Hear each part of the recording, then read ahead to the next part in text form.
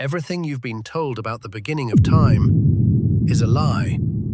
We are told the universe is a random accident, an explosion from nothing.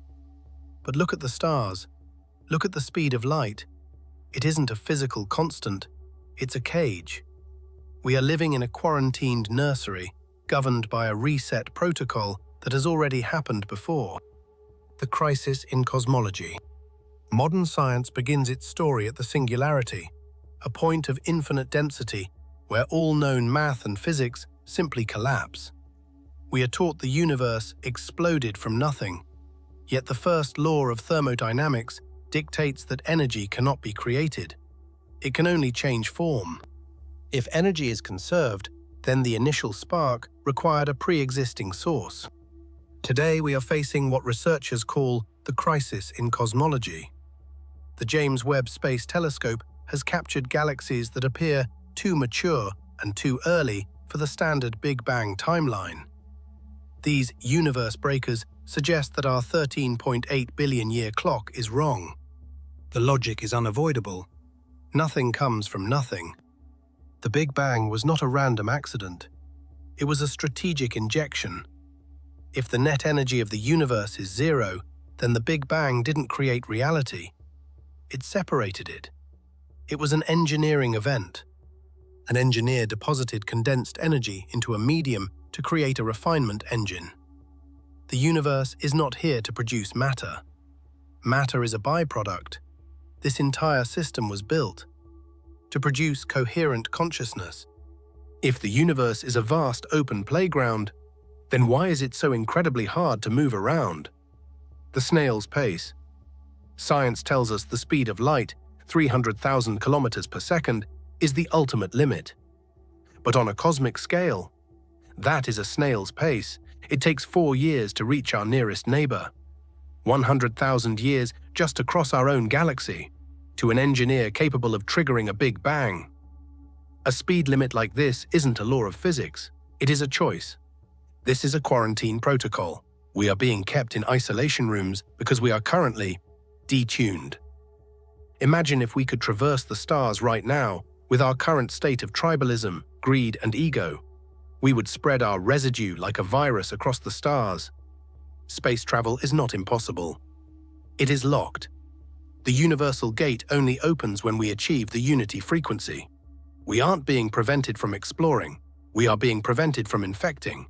We find them on every continent: Giza, Teotihuacan, Xi'an, and the newly discovered Gunung Padang, the world grid. These are not merely tombs. They are precision-engineered machines, aligned to the cardinal points with an accuracy of within 3/60ths of a degree. If you map these sites, they align on a single great circle around the Earth. This was a planetary antenna system. They were sync nodes designed to broadcast a unified frequency across the Earth's ionosphere. The goal was a planetary synchronization of consciousness, but the alliance was broken. Ancient texts describe demigods, advanced beings like Enki and Enlil, who split into warring factions. The Tower of Babel is the encoded memory of this frequency-shattering event. And then came the reset. In the Rajasthan desert, we find vitrified sand, green glass that only forms under the heat of a nuclear detonation. 12,000 years ago, a surgical wipe cleared the corrupted data of the demigod wars. We are living in the aftermath of a failed run. As the residue of hate grew in each new cycle, the engineer sent localized code patches. The patches. Figures like Jesus, Buddha, and Krishna were not sent to start religions. They were sent to provide a vibrational corrective. They delivered software updates designed to override the residue with a frequency of universal connection. But the hardware, our DNA, was too corrupted. We took these unity patches and turned them into religious fractions. We used the very tools of connection to justify more exclusion and more war. This brings us to the DNA residue. Why do we often dream about things we have never experienced? Why do we have an innate fear of the end, or a sudden unexplained familiarity with ancient symbols? This is epigenetic memory. Studies at Emory University have shown that trauma can be passed down through DNA for generations. We carry the residue of the ancient wars in our marrow. This is why we have godlike technology, but Paleolithic tribalism. We are rerunning a broken program, and the timer is almost up. What are they? The objects currently being tracked by global governments? The mirror. They are likely not from other galaxies. They are the remnants of our own failed cycles.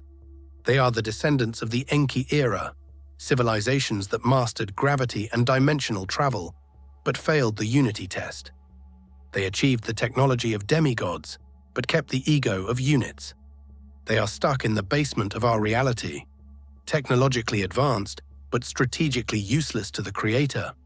They are watching us. They haunt our military bases and nuclear sites because they know the reset sequence. They aren't visitors. They are ghosts of our future past. They are waiting to see if this version of humanity can finally unlock the speed limit by achieving the link. Until we do, they and we remain in quarantine. Why do we want to link up? The prize, the evidence for what awaits us is hidden. In our own biology, people who experience near-death or high-dose DMT breakthroughs consistently describe the same destination: a place of infinite warmth, absolute security, and overwhelming oneness. This is not a hallucination, it is a glimpse of the prize. Our brains are pre-equipped with receivers for the Creator's frequency. The link isn't just about being nice, it is about unlocking a collective mega-processor. This coincides with ancient scriptures describing us as becoming one with the Father, a literal return to the source.